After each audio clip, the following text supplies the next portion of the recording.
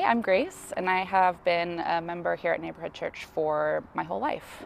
And it's really difficult to condense all of those 30 years into a single reason to say yes.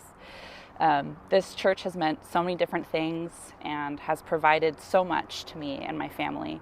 And so really all I can do is give you some highlights.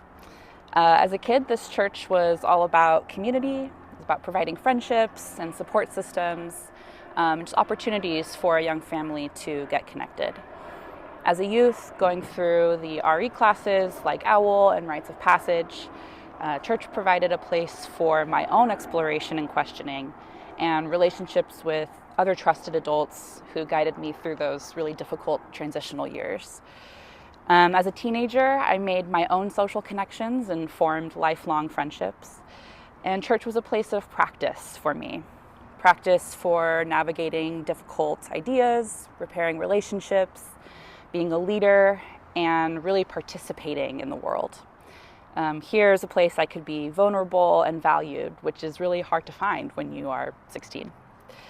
As an emerging adult, church was mostly the place I came to for comfort and consistency and role models in a time of my life largely characterized by confusion and instability.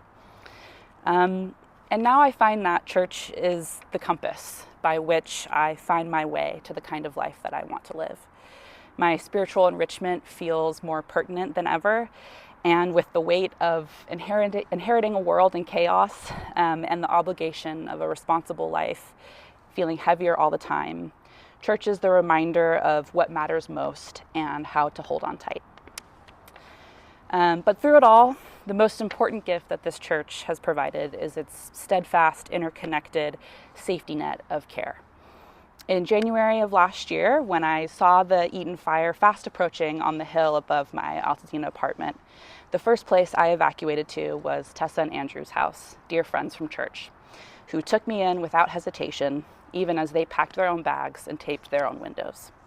It was Tessa who, the next day, stayed on the phone with me and coached me through a list of basic necessities as I stood shell-shocked in the shampoo aisle of Target.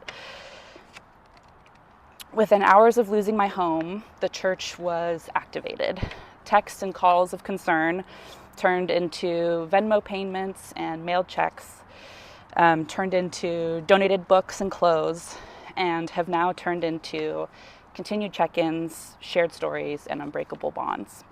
I think without the love and care from Neighborhood, I would have been okay after the fire.